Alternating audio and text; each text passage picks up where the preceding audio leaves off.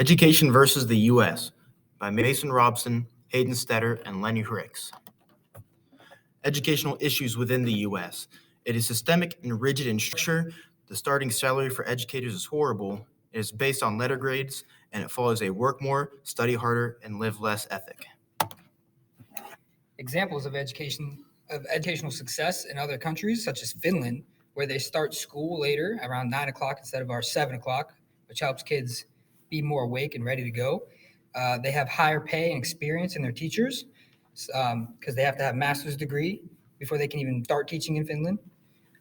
They have a specialized education over a standardized education compared to the U.S., and they have a K through 12 professionalism in or out of university, which is pretty much they are able to put you into a job that you are good at. Like you can go in for a trade, or they will help you pursue a job of your dreams or at higher education of that sort.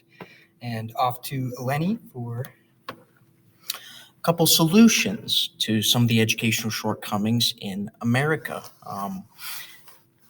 Biggest thing on standardized testing is we're looking to change probably how we're going to view that.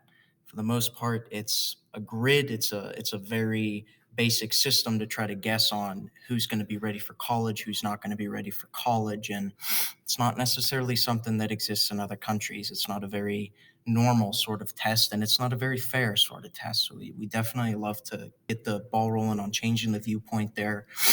We would love the incentive to become a teacher and to go into the education field to grow, or to become so much more of an incentive. Like Mason mentioned and Hayden mentioned, the pay isn't there in this country, and the pay is there in other countries for becoming an educator, as well as the benefits. So we'd love to see a change there. We'd also love our teachers to actually be teachers, certified to teach, taking all their education classes. We're looking for a couple more years for teachers to actually become teachers in this country. Like Mason said, again, they need to have a master's degree in Finland. Last thing is going to be the mental health side of things. We want the guidance counselors in this country to play a bit of a bigger role than they're playing currently. Mental health in other countries is treated almost as equally, if not more so, than physical health is. We're looking for something similar here as well. Those would just be, a couple of the solutions that we could provide for the education system that we're experiencing.